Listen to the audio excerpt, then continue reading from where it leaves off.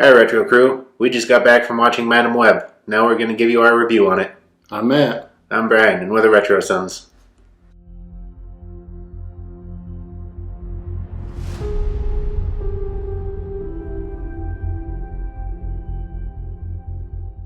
We're going to try and make this as spoiler-free as we can. Yeah. So my basic opinion was it wasn't the best movie. It's just something to do for a couple hours. Boring! Yeah, it was under 2 hours, so I like that part. Yeah. But, I don't know, it wasn't a very good superhero movie, I didn't think. No. In all these kinds of movies, they always incorporate Spider-Man elements, but don't have Spider-Man in them. Yeah. Why they have to? I know it's... Yeah. I didn't hear about Madam Web until the 1990s Spider-Man movie. Yeah. Or cartoon, I should say. Yeah. That was the first time I ever heard of her. Mm-hmm. And then that storyline, the show got canceled, so they didn't even continue on with it. Right. So we never figured out what she could do or what her powers were or anything. I'm confused. Yeah, this movie, though, is just proof that if you put the right actors in it, you can draw people in, I think. Yeah. Because that was the main draw for me. I didn't know that Adam Scott was in it until we got there and you were looking it up. I didn't either. Hey everybody, I'm Ben Wyatt. But he was one of my favorite parts of the movie. Yeah, he was pretty good. And you have Dakota Johnson, Sydney Sweeney, Isabella Merced, Celeste O'Connor. Yeah, so quite a few good actors in there. Yeah, even Emma Roberts showed up. I didn't know she was in it until I saw her on it. Yeah, I didn't either. I don't know. Who was the main bad guy there? No one I've seen in anything else to hear. We'll put it down below. Yeah, but I don't know. His reason for being the bad guy in this movie is kind of lame, I thought. Yeah, I agree with you there. Lame. There's no... The story was kind of horrible, honestly. You're right. You didn't get invested in any of the characters or anything. I don't know. The movie started out kind of in the past, and the actual movie takes place in 2003, so that's also in the past. Right. I think everyone did a good job with their characters. Yeah, the characters were all good. It's just the story was horrible. Yeah, I agree with you there. It was the motivation just, I don't know. Well, I get his motivation, but it's just weird, I guess. Yeah. It's hard to say without spoiling anything, but... Yeah, but his motivation was really kind of dumb. Right. He made a big mountain out of a molehill, I think. He made it seem like it was, very important to get his thing done then and there, but... Yeah, and there's any number of steps he could have taken to change it. Yeah. Yeah, definitely. Mm-hmm. And, he's kind of the reason the main thing happened. If he didn't go when he went, the entire plot, would have just been dead there. So he kind of caused his own... Yeah, self-fulfilling prophecy. Problem. Yeah. And it got kind of confusing because she's seeing the future, but you don't know when she's seeing the future and when it's actually playing out. Yeah. And they overdid it at times, on the train there. Yeah, that was very confusing on the train there. Yeah. Every time a new person walked in, you saw the whole thing over with their part of it in there. Mm-hmm. It just... So then, through the rest of the movie, I was like, oh, is this going to be another vision? And it's just going to go back and show that it hasn't happened yet? Yeah. It's a good premise, and like we said, good actors. I think they could have done it a little bit different and a lot better. Yeah. I get they were trying to set up that she's, just discovering this and trying to figure out what's going on. And it was probably confusing for her, so... Yeah, and this whole movie was just a setup for the next movie. That's all this was. Yeah. Why not just start with the next movie? Yeah. Everything's got to, build up, show an origin This story. entire movie was just build up for the next movie. Mm-hmm. This was a whole, set up for a sequel movie. That's all it was. Yeah. Which, I don't know.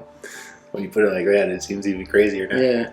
You didn't get that through the entire movie? That's all I was thinking the whole time. No, I thought... This is a setup for a sequel. No, I just thought they were trying to make a movie, and if it did well, they'd do sequels. I didn't think they were already planning ahead to the next one. And like you said, they could have just jumped to the next story they have. Yeah. That's what you want to see. You want to see them all as the characters, the Spider-Woman or whatever. It's like that guy that movie sins guy. Oh, Cinema Sins, yeah. Yeah, when he's like, this would have made a better movie than this. Yeah. That's what I was thinking when I was watching that. Like, all the stuff they're building up to would have made a better movie than this. Yeah, now you put it like that, it even puts it in more perspective. Yeah. I mean, there was good parts in it, but the movie as a whole was just kind of a train wreck. Yeah.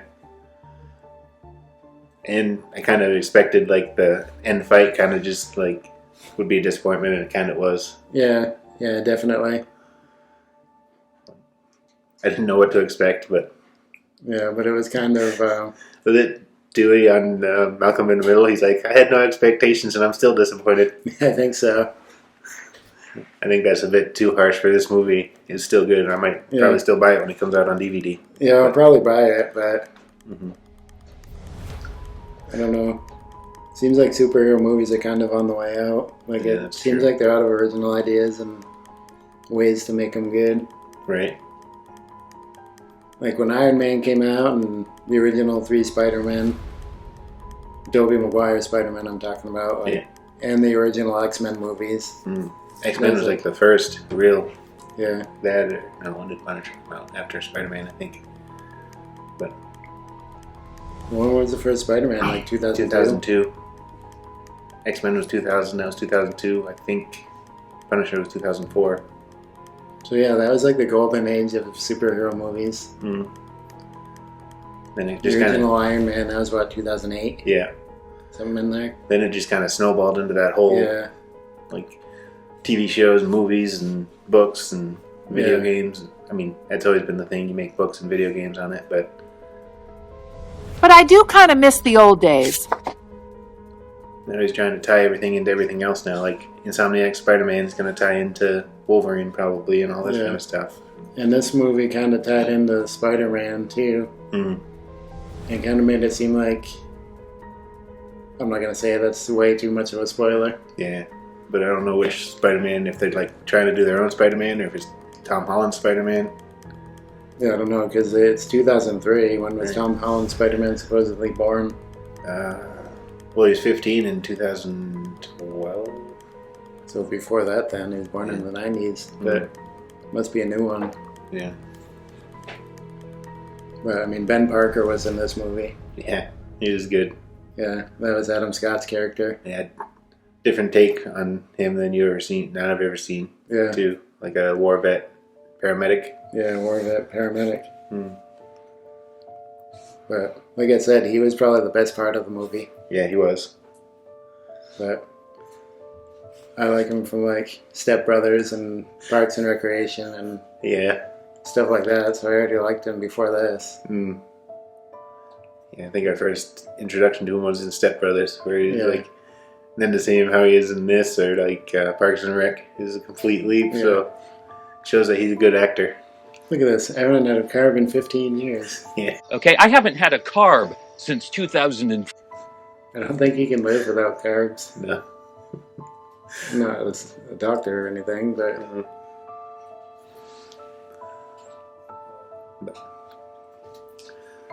But yeah, I don't... I mean, the sequel seems like it's going to be good, if there is one. Yeah, I'll watch that too, but again, because of the actors they're putting in it, they know how to cast to draw people in. Casting is good, but... I don't know. I also like that one of the previews was for the new Ghostbusters movie. Oh, yeah. Well, that looks like a good one, too. Yeah. I don't know if we can, like, say the movie's good because of the trailer they put in front of it. I know. But... I'm just trying to take all the good out of it I can. Yeah, that's true. No, but I don't know.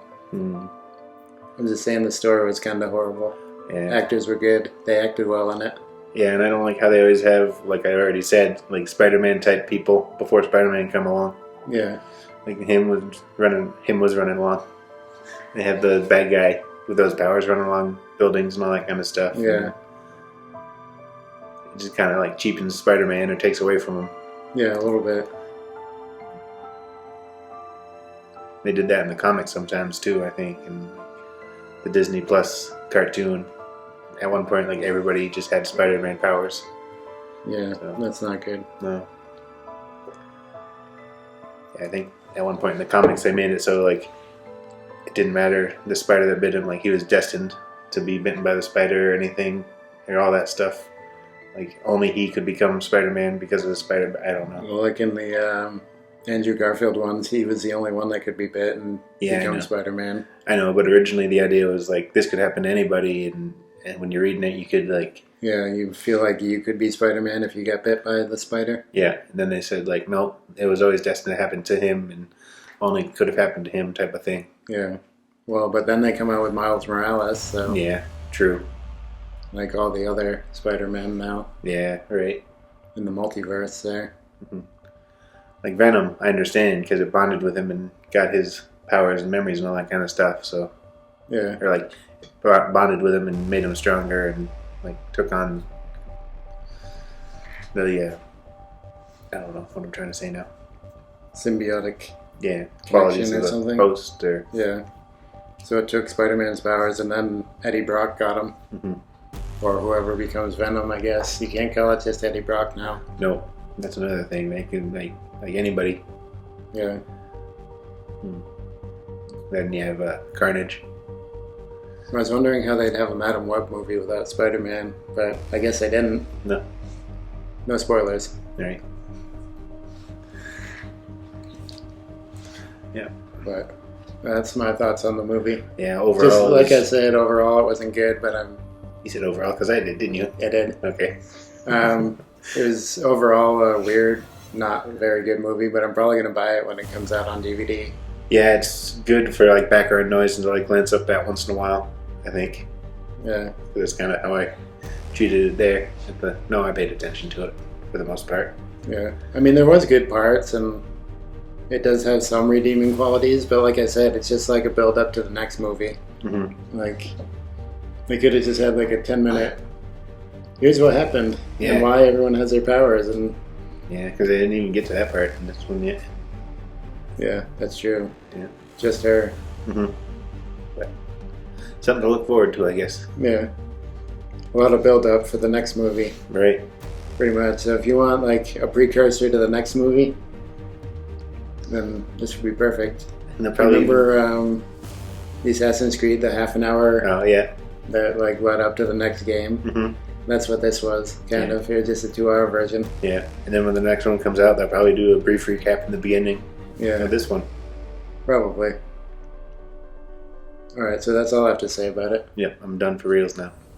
Alright, so if you've seen it, let us know what you think of it. Let us know if we're crazy. Like, comment, subscribe. There'll be an orb over here. Pick one of these 2 videos, and we'll see you in the future. To talk more about the past.